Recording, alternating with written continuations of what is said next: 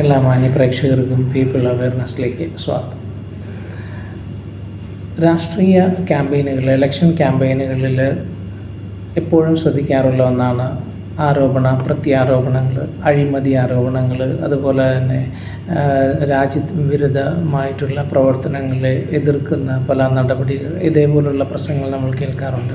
2024 ഇലക്ഷനിൽ ഇന്ത്യ സഖ്യത്തിന് വേണ്ടിയിട്ട് പ്രത്യേകം ക്യാമ്പയിൻ ചെയ്തിരുന്ന രാഹുൽ ഗാന്ധി പറഞ്ഞിരുന്നത് മോദി സർക്കാർ ഇന്ത്യയിലെ അതിസമ്പന്നരായ വ്യവസായികളുടെ 16 ലക്ഷം കോടിയോളം രൂപ എഴുതിത്തള്ളി.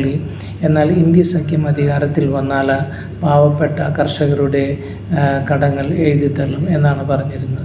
ഈ വാർത്തകൾ വായിക്കുമ്പോൾ സാധാരണക്കാരായ ഒരു ഇന്ത്യൻ പൗരൻ്റെ, പ്രത്യേകിച്ച് മലയാളിയുടെ മനസ്സിൽ ശക്തമായ ഒരു വിദ്വേഷം ഗവൺമെൻറ്റിനോടും അല്ലെങ്കിൽ മോദിയോടും വരുവാനുള്ള സാധ്യതകൾ വളരെ കൂടുതലാണ്. കാരണം ഒരു പാവപ്പെട്ടവൻ അല്ലെങ്കിൽ ഒരു കർഷകൻ, അവൻ ലോൺ എടുക്കുന്നു, ഒരു 2 ലക്ഷം 3 ലക്ഷം ലോൺ എടുക്കുന്നു, അവന് തിരിച്ചടയ്ക്കാനായിട്ട് കഴിവില്ലാതെ വരുമ്പോഴും അവൻ്റെ പ്രോപ്പർട്ടികളുടെ മേൽ ജപ്തി നടപടികളും അതുപോലെ തന്നെ നോട്ടീസ് പതിപ്പിക്കലുമായിട്ടുള്ള ചടങ്ങുകൾ നമ്മളിപ്പോഴും കാണാറുണ്ട്. അപ്പോൾ എന്തുകൊണ്ടാണ് മോദി സർക്കാർ അതിസമ്പന്നരായിട്ടുള്ള ഈ ധനികരായിട്ടുള്ള കോർപ്പറേറ്റുകളോട് ഇതേ തരത്തിലുള്ള ഉദാര നയം സ്വീകരിക്കുന്നത്?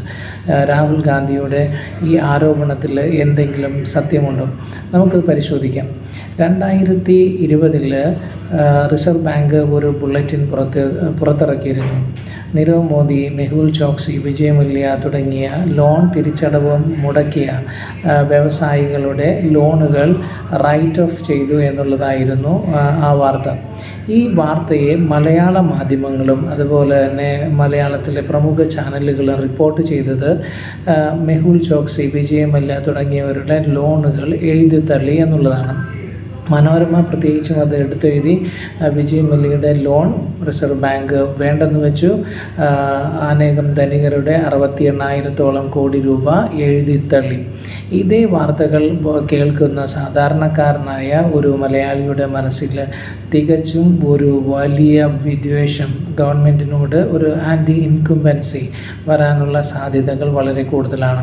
അപ്പോൾ ഇതിൻ്റെ സത്യാവസ്ഥ മനസ്സിലാക്കണമെങ്കിൽ നമ്മൾ ബാങ്കിങ് മേഖലയിൽ നിലനിൽക്കുന്ന ഒരു ടേം നമ്മൾ മനസ്സിലാക്കിയിരിക്കണം. ബാങ്കിങ് മേഖലയിൽ റൈറ്റ് ഓഫ് എന്നതിന് ഉദ്ദേശിക്കുന്നത് ഒരു ലോൺ അതിൻ്റെ തിരിച്ചടവ് മുടങ്ങിക്കഴിഞ്ഞാൽ അതിൻ്റെ കറണ്ട് ലെഡ്ജറിൽ നിന്നും മറ്റൊരു ലെഡ്ജറിലേക്ക് മാറ്റി എഴുതുന്ന പ്രോസസ്സിനെയാണ് റൈറ്റ് ഓഫ് എന്ന് പറയുന്നത്. ഒരു ലോൺ റൈറ്റ് ഓഫ് ചെയ്ത് കഴിഞ്ഞാൽ ആ ലോൺ വേണ്ടെന്ന് വയ്ക്കുകയോ അല്ലെങ്കിൽ ആ ലോണിൻ്റെ മേലെ നിയമ നടപടികൾ എല്ലാം നിർത്തിവെക്കുകയോ അല്ല ചെയ്യുന്നത്. മറിച്ച് ആ ലോണിന് വേണ്ടി വെച്ചിരുന്ന ഈടുകൾ ലേലം ചെയ്ത് അതിന് മുതലായിട്ടുള്ള ബാങ്കിന് മുതലായിട്ടുള്ള അതിൻ്റെ മുതലും പലിശയും ഈടാക്കുവാനുള്ള നടപടികൾക്ക് ബാങ്ക് മാറ്റിവെക്കുന്ന പ്രോസസ്സിനെയാണ് റൈറ്റ് ഓഫ് എന്ന് പറയുന്നത്. മറിച്ച് വേവ് ഓഫ് എന്ന മറ്റൊരു ടേം കൂടിയുണ്ട്. ഒരു ബാങ്ക് ലോൺ വേവ് ഓഫ് ചെയ്തു എന്ന് പറഞ്ഞാൽ ആ ലോണിൻ്റെ മേലുള്ള യാതൊരു നടപടികളും പിന്നീട് ബാങ്ക് നടത്തുകയില്ല. മറിച്ച് അതിൻ്റെ ഈടാക്കി വെച്ചിരുന്ന പ്രോപ്പർട്ടികളുടെ ഡോക്യുമെൻറ്റ്സ് എല്ലാം തന്നെ ബാങ്ക് നിരുപാധികം ഈ ലോൺ ഡിഫോൾട്ടേഴ്സിന് തിരിച്ചു നൽകുന്ന ഈ പ്രോസസ്സിനെയാണ് വേവ് ഓഫ് എന്ന് പറയുന്നത്. നീരവ് മോദി, മെഹുൽ ചോക്സി തുടങ്ങിയ അതിസമ്പന്നരായ ആളുകളുടെ 68,600 കോടി രൂപയുടെ ലോൺ ബാങ്ക് വേണ്ടെന്ന് വയ്ക്കുന്നില്ല. ഒരിക്കലും ബാങ്കിന് അത് സാധിക്കുകയുമില്ല. കാരണം 68,600 കോടി രൂപ ബാങ്ക് വേണ്ടെന്ന് വെച്ചാൽ ആ ബാങ്കിങ് സിസ്റ്റം തന്നെ രാജ്യത്ത് തകർന്നു പോകും. അപ്പോൾ ഇതിന് എന്താണ് സംഭവിച്ചത്? 2024 പാർലമെൻറ്റിൽ ഇന്ത്യയുടെ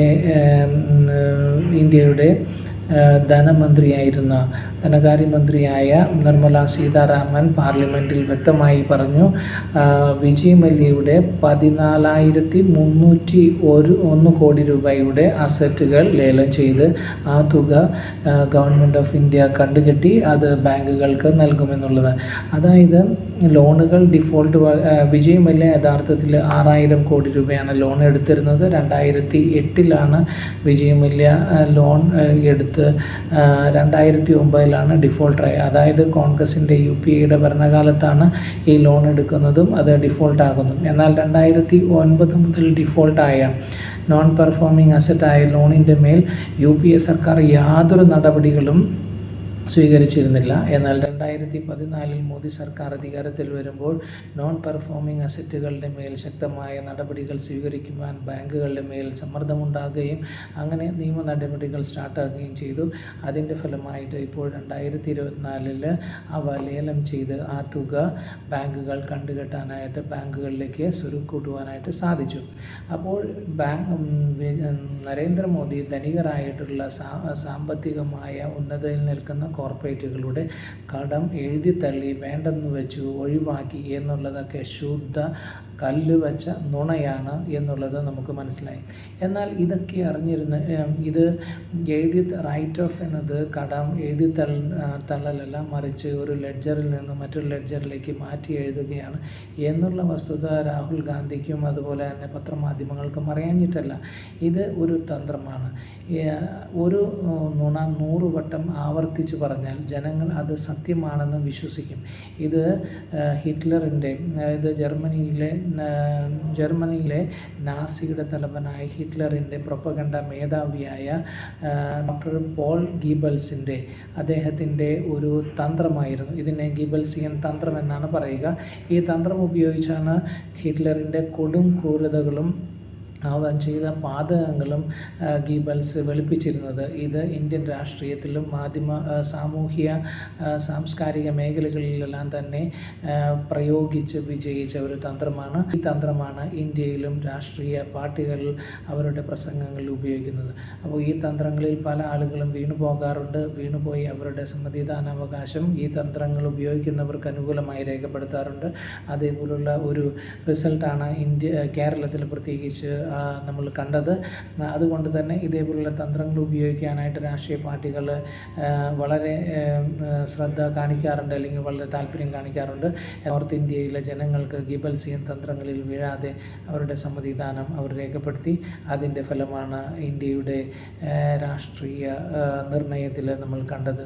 ഇതേപോലുള്ള ഇൻഫോർമേഷൻസുമായി നമ്മൾക്ക് വീണ്ടും കാണാം. നന്ദി.